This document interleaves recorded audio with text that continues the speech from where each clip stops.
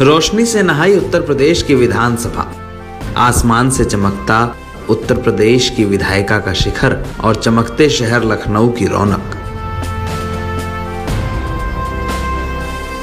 गुरुवार की चांदनी रात में जिस शख्स ने लखनऊ की ये तस्वीरें देखी, उस शख्स ने लखनऊ को नजर भर निहारने का कोई मौका नहीं छोड़ा। आजादी के अमृत पर्व पर चमकती उत्तर प्रदेश की विधानसभा की ये तस्वीरें गुरुवार को उस समारोह के बाद आई जिसमें सीएम योगी ने विधानसभा में हुई नई लाइटिंग की शुरुआत की थी। उत्तर प्रदेश की विधानसभा में हाल ही में फसाड लाइटिंग्स लगाई गई हैं। इन लाइट्स के जरिए विधान भवन को और खूबसूरत बनाने की कोशिश हुई है, पर उत्तर प्रदेश की विधानसभा की इन तस्वीरों को देखने के इस मौके पर ये जानना जरूरी है कि ये विधान भवन इतिहास की कितनी स्मृतियों को खुद में संजोए हुए है।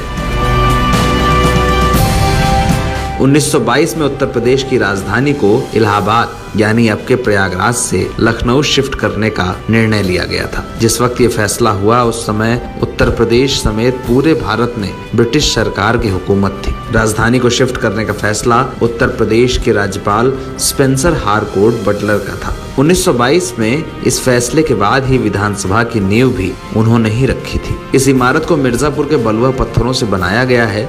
इन्हीं पत्थरों का इस्तेमाल बाद में उत्तर प्रदेश के अंबेडकर पार्क और लोक भवन की इमारत को बनाने में भी हुआ है। साल 1922 यानी अब से करीब 100 साल पहले विधान भवन की इस इमारत का निर्माण शुरू हुआ था। हारकोर्ट बटलर इस इमारत को बनवाने के लिए इतने उत्साहित थे कि 5 वर्ष तक चले निर्माण कार्य में वो एक एक चीज की बारीकी से निगरानी करते थे। 5 वर्षों के निर्माण कार्य के बाद 1928 में इस इमारत को लोकार्पित किया गया। इमारत को बनाने में करीब 21 लाख रुपए खर्च हुए थे, यानी उस वक्त $31,000। जिस वक्त इस इमारत का लोकार्पण हुआ, इसे उत्तर प्रदेश का काउंसिल हाउस कहा जाता था।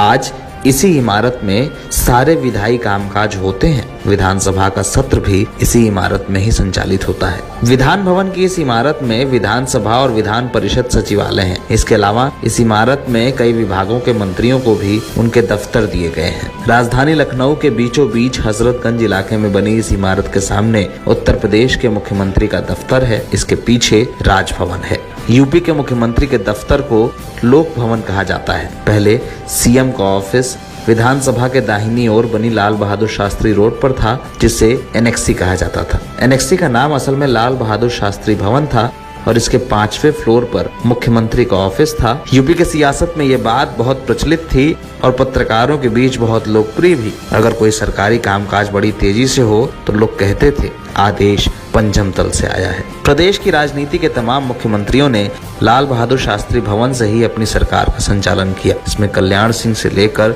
मायावती और मुलायम सिंह जैसे दिग्गज भी शामिल थे। लेकिन अखिलेश यादव के सीएम बनने के बाद विधानसभा के सामने लोक भवन के निर्माण का काम शुरू हुआ। फिलहाल उत्तर प्रदेश के मुख्यमंत्री का आधिकारिक दफ्तर लोक भवन ही है। इस इमारत में सभागार से लेकर तमाम सुविधाएं हैं, जहां से सरकार की तमाम गतिविधियां संचालित होती हैं। उत्तर प्रदेश की विधानसभा और उत्तर प्रदेश के लोक भवन को अब आजादी के अमृत पर्व पर नए रंग में रंगा गया है। इन इमारतों में नई लाइट्स लगाई गई हैं और इनकी तस्वीरें हाल ही में सामने आई हैं।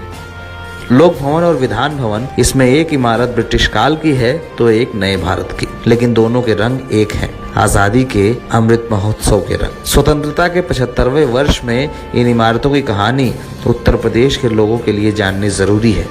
ये जानना जरूरी है कि जिस इमारत से उत्तर प्रदेश की सारी सियासत, सारे लोगों का राजनीतिक जीवन प्रभावित होता है, उनका इतिहास क्या है। यदि आपको हमारी खबर अच्छी लगी हो तो खबर को लाइक करें, कमेंट करें और चैनल को सब्सक्राइब करना ना भूलें।